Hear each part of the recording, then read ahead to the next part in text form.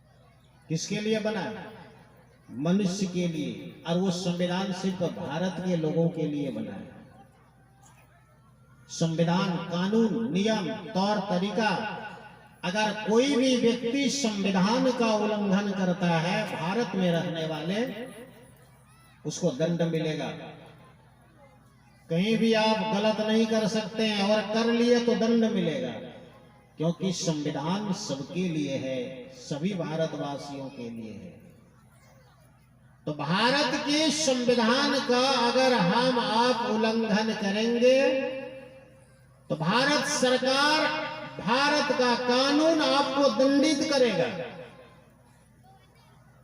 तो ये विश्व ब्रह्मांड का जो कानून है, परमात्मा का जो कानून है, ईश्वर का जो नियम कानून है, उसका उल्लंघन अगर कोई भी करेगा तो भगवान के द्वारा, परमात्मा के द्वारा उनको दंड मिलेगा।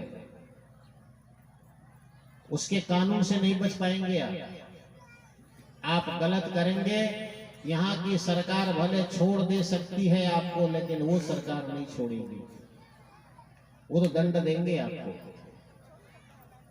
उसके कानून से नहीं बच पाएंगे। उनका संविधान क्या है?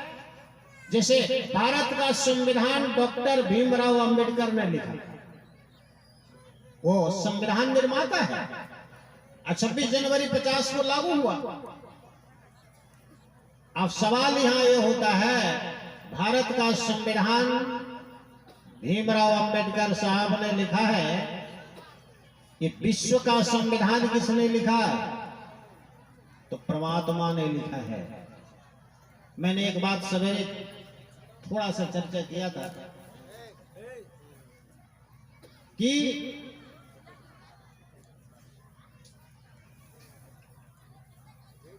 वेद किसने लिखा? वेद जानने वाले कहेंगे वेद लिखा है व्यास जी ने, वेद व्यास जी। ध्यान देंगे माताएं, अंतिम सत्र है, मात्र 1 घंटा सुनने आए, बच्चा कहलाइए नहीं।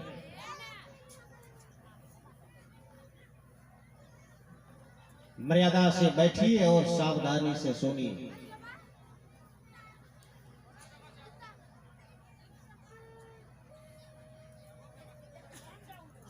वेद किसने बनाया? तो वेद व्यास जी ने। लेकिन एक बात जान लीजिए, व्यास जी ने वेद को लिखा नहीं है। वेद के रचयिता व्यास जी नहीं है। तो किसने लिखा? परमात्मा ने वेद को बनाया है। वेद निर्माता परमात्मा है, इसीलिए शास्त्र में कहता है वेद भगवान। वेद कौन है? वो भगवान का दूसरा रूप है। वेद भगवान ने कैसे लिखा? तो फिर व्यास जी का नाम क्यों सुनते हैं? वेद तो परमात्मा ने ही लिखा है। लेकिन अब सवाल ये होता है, जैसे भारत आजाद होने के बाद भारत का संविधान लिखा गया, नियम कानून लिखा गया, उसी प्रकार परमात्मा ने जब दुनिया बनाई, सृष्टि किया, तो परमात्मा ने एक नियम कानून के आधार पर वेद को लिखा, वेद बनाया। लेकिन सवाल एक और ये होगा, भगवान ने जब किताब लिखा, वेद लिखा, तो कहां लिखा? उस समय कोई प्रेस कागज कुछ नहीं था, तो वेद बनाया भगवान ने। कहां से लिख करके लाया? कहा वेद का एक अर्थ होता है श्रुति। वेद का अर्थ होता है श्रुति। श्रुति का अर्थ होता है सुनकर। भगवान ने वेद के ज्ञान को सुना दिया और लोग सुन सुन करके ज्ञान प्राप्त करते थे, इसीलिए नाम हुआ श्रुति।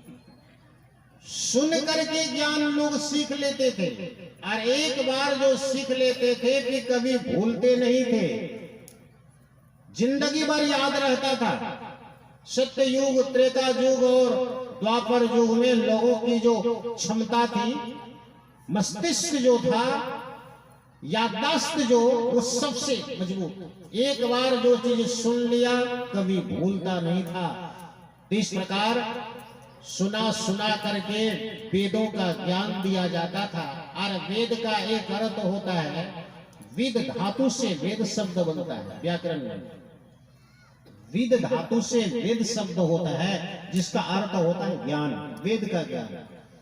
तो वेद के ज्ञान को सुना सुना करके दिया जाता था, इसीलिए नाम हो गया, क्या नाम हुआ? सुनते नहीं आप लोग? श्रुति। सुना सुना करके ज्ञान दिया जाता था, इसीलिए नाम हुआ वेद का श्रुति। जवाब दीजिएगा। लेकिन सत्ययुग में सुना सुना करके ज्ञान दिया जाता रहा, त्रेता में दिया जाता रहा, द्वापर तक ठीक रहा। लेकिन जब कलयुग आने वाला था, कलयुग जब प्रवेश होने लगा, तो भगवान ने सोचा कलयुग का मनुष्य का दिमाग बड़ा कम होगा, सुनेगा पर याद नहीं रहेगा। तो क्या करें? भूल जाएगा, वेद ज्ञान खत्म हो जाएगा। क्योंकि कलयुग के मनुष्य के अंदर सब कुछ कम है, सब कुछ कम। आयु कम, बुद्धि कम, समझदारी कम, सब कम। सत्ययुग के मनुष्य जो होते थे, उसकी आयु 1,00,000 वर्षों की होती थी। कितने? 1,00,000। सत्ययुग के आदमी 1,00,000 वर्ष जीते थे। आजकल अगर मिल जाए तो बाप रे बाप, आजाद हो जाएगा। और बीमार भी नहीं पड़ते थे, निरोगी हुआ करते थे। सत्ययुग में लोगों की आयु 1,00,000 वर्षों की। त्रेता युग आया, त्रेता युग आया तो एक जीरो घट गया। कितना होगा भाई? 1,00,000 में एक जीरो गायब, 10,000। त्रेता युग में लोगों की आयु 10,000 वर्षों की हो गई। द्वापर युग आया तो एक जीरो और गायब हो गया, 1,000 वर्ष की आयु हो गई।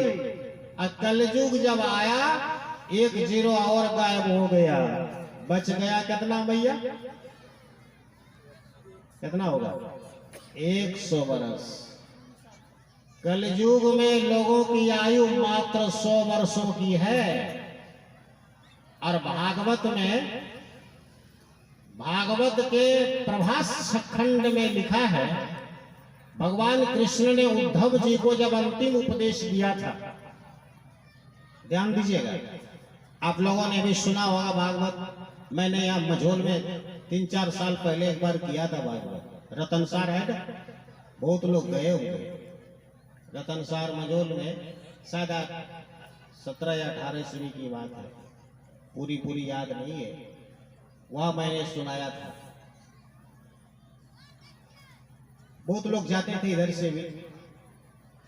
तो भागवत के प्रभास खंड में लिखा है, जब घोर कलियुग आएगा, एक जीरो और गायब हो सकता है। कितना हो जाएगा? हो कितना होगा? 10 वर्ष। कलयुग के घोर कलयुग में मनुष्य की आयु 10 साल की होगी, है ना? हमसे मत पूछिए, शास्त्र में लिखा है, व्यास जी लिखे हैं, शास्त्र सम्मत बात है। लेकिन एक बात है, आयु तो कम होगी, लेकिन दिमाग बड़ा खुरापाती होगा, तेज दिमाग होगा। कलयुग का हम लोग पहले सुना करते थे, अरे भाई दिल्ली में बोलेगा तो यहाँ कैसे सुनेगा? विश्वास होता था? नहीं होता था। ध्यान दीजिए, बोले गुरुदेव भगवान की। कभी विश्वास नहीं होता था कि दिल्ली में बोलेगा और हम घर बैठे ग्वालपाड़ा में सुनेंगे, ये यकीन नहीं आती थी बात। लेकिन अब विश्वास दिला दिया, हो गया। यंत्र के माध्यम से, पहले था मंत्र युग, फिर तंत्र युग, और अभी है यंत्र युग।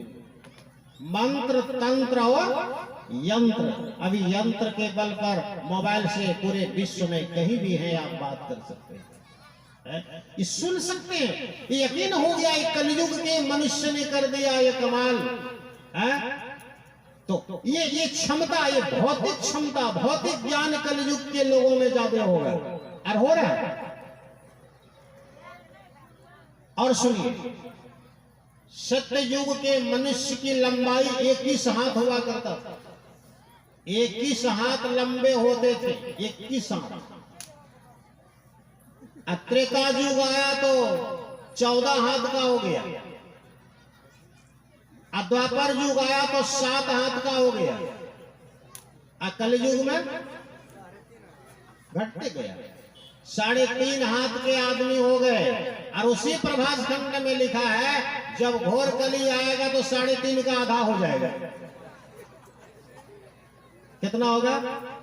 1.25 हाथ। अरे कोई नई बात नहीं, अब यो बोना बोनी 1.5-2 हाथ का मिलेगा, बहुत है कि नहीं? हाँ, लिखा है कि बैगन गाछ में लग्गी लगाएगा चाहे सीढ़ी लगा के बैगन तोड़ेगा, इतना बैगन गाछ में। सोचिए कितने छोटे होंगे आदमी, लेकिन दिमाग खुरापाती होगा कलयुग का। हो रहा है, सब कुछ कम होगा। तो ही भगवान को लगा कलयुग का आदमी का दिमाग कम हो जाएगा, सुनेगा जरूर लेकिन भूल जाएगा। तो क्या करना चाहिए? वही जो ज्ञान था, वैदिक ज्ञान था, श्रुति के रूप में था, मन मस्तिष्क में था, उसी ज्ञान को पोथी में लिख दिया। लिखा कौन? फिर भगवान का अवतार होता है, कला अवतार कृष्ण द्वैपायन, जिसका नाम हुआ व्यास जी। उन्होंने श्रुति के रूप में जो वेद था उसको पोथी में लिख दिया। एक वेद था पहले ऋग्वेद, उसको 4 खंड में बांट दिया। ऋग्वेद, यजुर्वेद, अथर्ववेद और सामवेद, ये 4 वेद हो गए। तो उसी श्रुति के रूप में जो वेद था, व्यास जी ने उसको पोथी में लिख दिया, इसीलिए उसका नाम हो गया वेद व्यास। पहला नाम था कृष्ण द्वैपायन। भगवान का अवतार है, कला अवतार कृष्ण द्वैपायन। उन्होंने वेद को 4 भाग में लिखा, विस्तार किया। वेद को विस्तार करने के कारण उसका नाम हो गया वेद व्यास। और हम आप जानते हैं ये भगवान है, हमारे 24 अवतार। मैंने कहा था भगवान के 24 अवतार हुए हैं, हमारे धर्म संस्कृति में बताया जाता है भगवान के 24 अवतार हैं। उसमें कला अवतार व्यास जी है, उन्होंने वेदों को संकलन करके रख दिया, पोथी बना करके रख दिया। और हम आप 4 वेदों को पढ़ते हैं। अब यहाँ एक सवाल और होता है, जब एक ही वेद था तो 4 भाग क्यों कर दिया? इसमें 2 कारण है। आप दुनियादारी में रहते हैं, माँ बाप अपने धन संपत्ति को कितने भाग में बांटते हैं? जितने उनके पुत्र होते हैं। आपका जितना बेटा है उतना भाग में धन दौलत बांट देते हैं। व्यास जी के 4 शिष्य थे, इसीलिए उन्होंने 4 वेद बनाए और चारों शिष्यों को प्रचार करने के लिए दे दिया। कलयुग में प्रचार करो वेदों का ज्ञान। पैल मुनि, सुमंतु मुनि, वैशंपायन और जैमिनी, ये व्यास के 4 प्रधान शिष्य हुए। चारों को एक एक वेद दिया गया कलयुग में प्रचार करने के लिए। तो एक वेद को इसीलिए व्यास जी ने 4 भाग किया। दूसरा कारण है, वेद के 4 सूत्र होते हैं। 4 सूत्र हैं। क्या क्या है? सूत्र से आप जैसे गणित बनाते हैं, मैथ बनाते हैं, पहले सूत्र को अपनाते हैं। सूत्र अगर नहीं है तो गणित नहीं बनेगा, मैथ नहीं बना सकते। सूत्र के आधार पर ही चलता है। तो वेद के 4 सूत्र हैं। सूत्र से ही आपको समझ में आ जाएगा। अयम आत्मा, पहले अयम आत्मा, हम शरीर नहीं आत्मा है। तत्वमसि, तत्वम असि, जो तत्व रूप में परमात्मा है। तत्व मने वो, तुम मने तुम, असि मने हो। जो परमात्मा है वह तुम ही हो। प्रज्ञानम घन ब्रह्म। तीसरा, प्रज्ञा माने बुद्धि, बुद्धि के द्वारा भगवान को नहीं जाना जा सकता है। प्रज्ञानम घन ब्रह्म। और अहम ब्रह्मास्मि, मैं ब्रह्म हूं। ये 4 वेद के सूत्र है।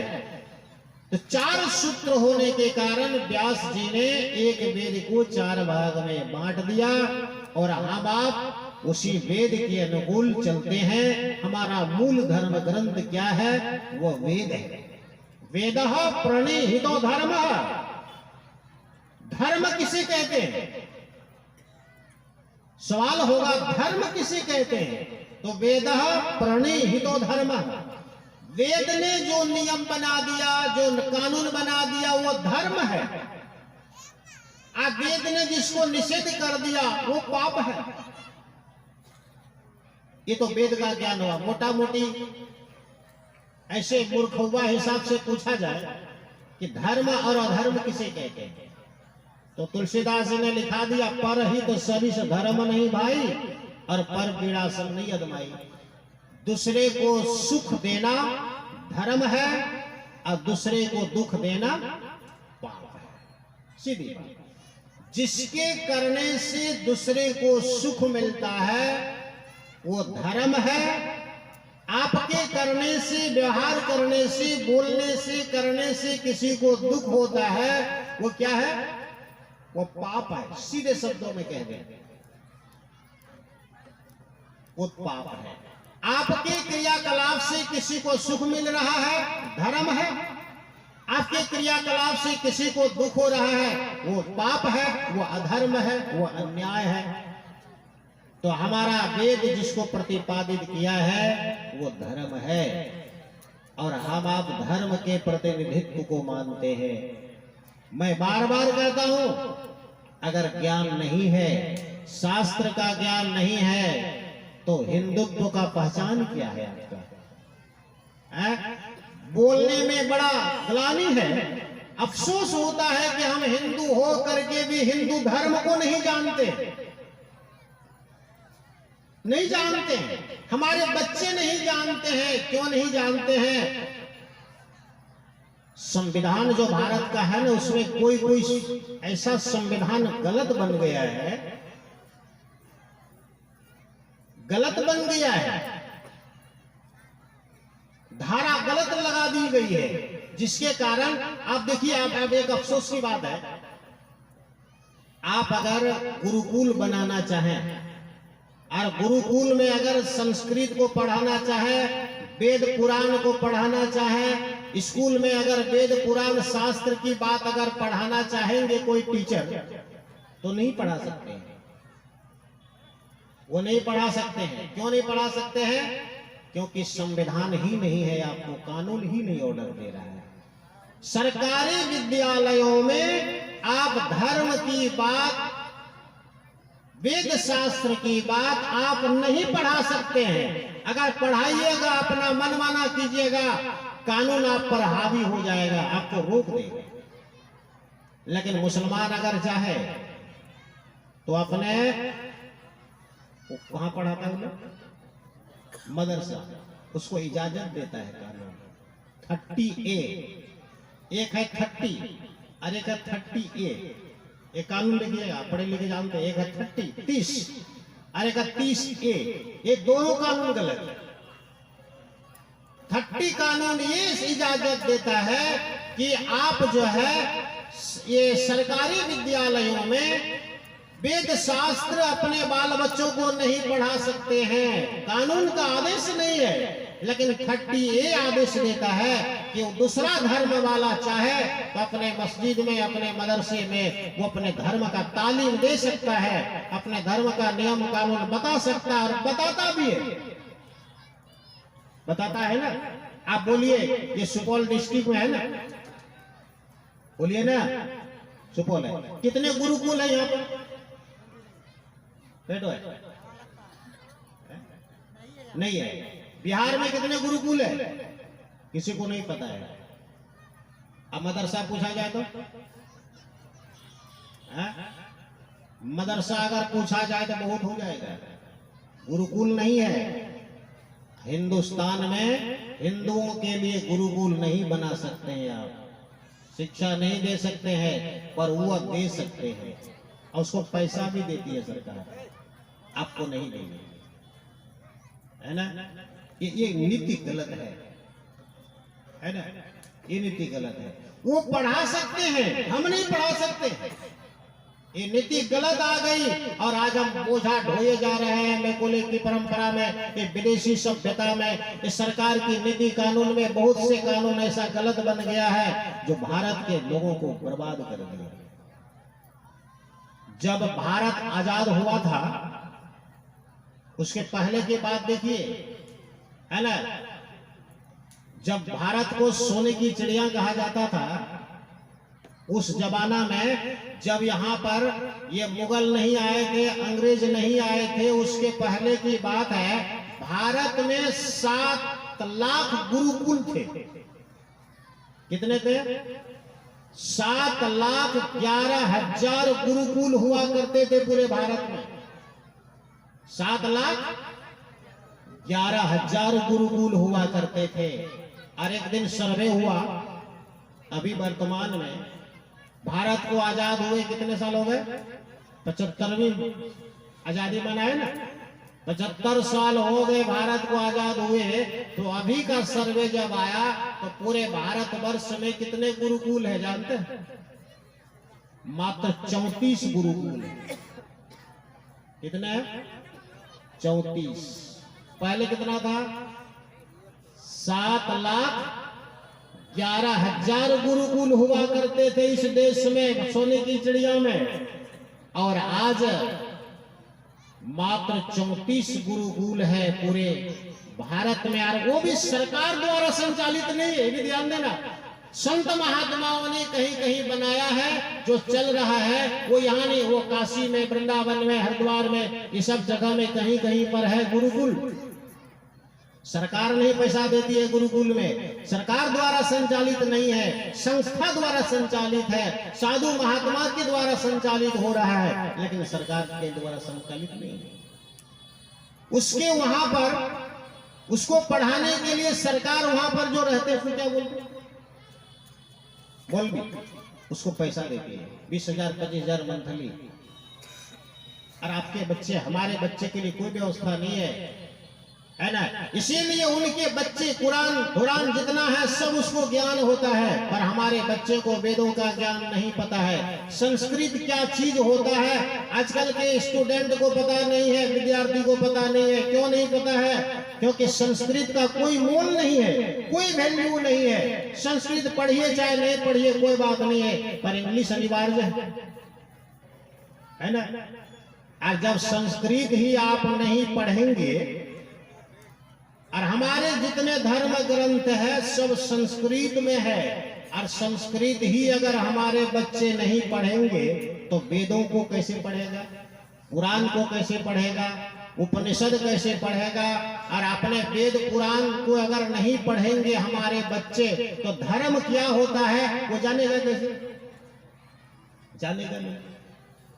इसीलिए और चीज जान लेता है, लेकिन धर्म के बारे में हमारे बच्चों को ज्ञान नहीं दिया जाता है। स्कूलों में, विद्यालयों में कहीं नहीं दिया जाता है, कानून ही नहीं है। आप विद्यालयों में धर्म कर्म की बात नहीं पढ़ा सकते हैं। गौ से गणेश पढ़ाना दोष है, गौ से गधा पढ़ा दो, क्योंकि गणेश में तो झगड़ा हो जाएगा ना, क्योंकि आपका भगवान है उसका नहीं है, झगड़ा हो जाएगा, उसके लिए विवाद खड़ा हो जाएगा। आपके लिए नहीं है, उसके लिए सारी व्यवस्था है, हमारे लिए नहीं है साहब। एक और बात बताएं, हमारे भारत में हिंदुओं के लिए बड़ा बड़ा जो मंदिर होता है, बड़ा बड़ा मंदिर, ध्यान दीजिए, श्री सदगुरु महाराज की मैया सूर्य राष्ट्र धर्म की थोड़ी चर्चा मैं कर रहा हूं, है ना। हमारे भारत में हिंदुओं का जो बड़ा बड़ा मंदिर है, वैष्णो देवी है, काशी विश्वनाथ है, या मथुरा है, कृष्ण जन्मभूमि है, ये जो बड़ा बड़ा मंदिर है उसमें जो चढ़ावा आप चढ़ाते हैं, जो दान देते हैं, वो चढ़ावा दान दिया पैसा कहां जाता है? बोलिए ना, नहीं जाता। वो चढ़ाया हुआ आपका दिया हुआ पैसा सरकार ले लेती है टैक्स में, है ना? कौन लेती है? सरकार। पैसा दिया आपने मंदिर में भगवान के लिए, मंदिर के उत्थान के लिए, मंदिर के विकास के लिए आपने पैसा दिया, लेकिन वो पैसा सरकार ले लेगी, भारत सरकार ले लेगी। ठीक है, ले लिया, कोई बात नहीं। दूसरी बात, अब उस धर्म की बात करें, उसका मस्जिद में जो कमाई होगा, गिरजाघर में जो कमाई होगा, चढ़ेगा, वो पैसा सरकार नहीं लेगी। उसको आप वो सरकार लेने का उसका कानून नहीं है।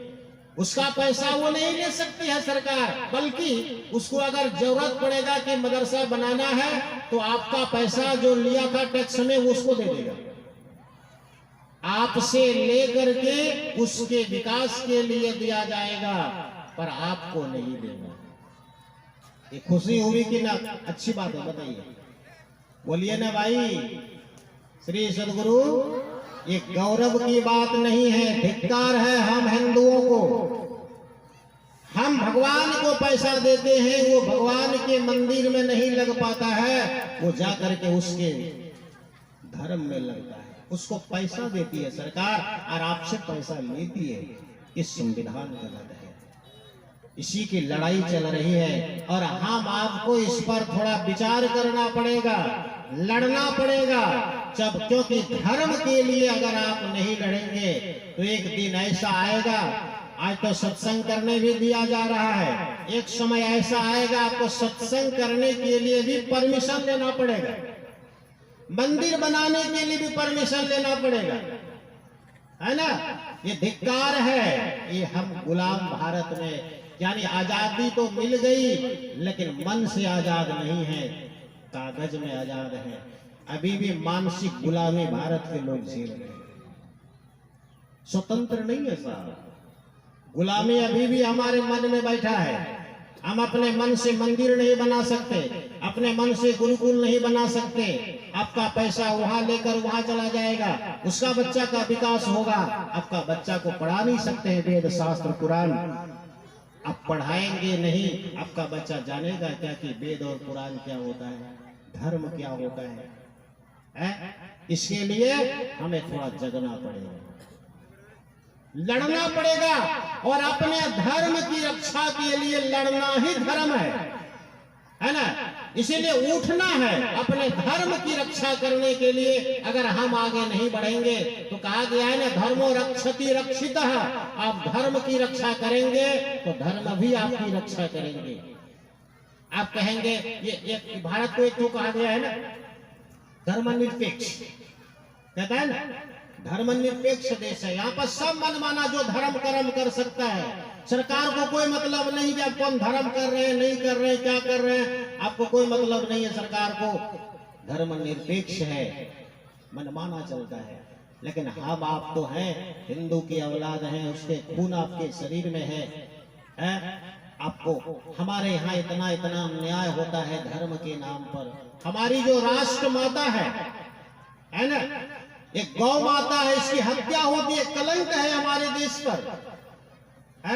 कितनी कितनी हत्याएं होती है। गौ माता दूध देती है, वो कृषि का जो है मूल केंद्र है। अगर गाय नहीं तो दूध कहाँ से मिलेगा, और दूध नहीं तो घी नहीं होगा, और घी नहीं होगा तो यज्ञ कैसे होगा, और यज्ञ नहीं होगा तो धर्म कहाँ से होगा?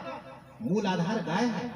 इसलिए अंग्रेज जब हमारे देश में आए ना, पहले गाय को खत्म किया कि हिंदू को प्रेरणा कहां से मिलती है। गाय के शरीर में कहते हैं 33 कोटि देवता का निवास होता है ना। उसके दूध को अमृत कहा गया है। लेकिन इतना बड़ा कलंक हमारे देश में लगा है, गौ हत्याएं होती है और हम देखते रहते हैं, कुछ बोल नहीं सकते।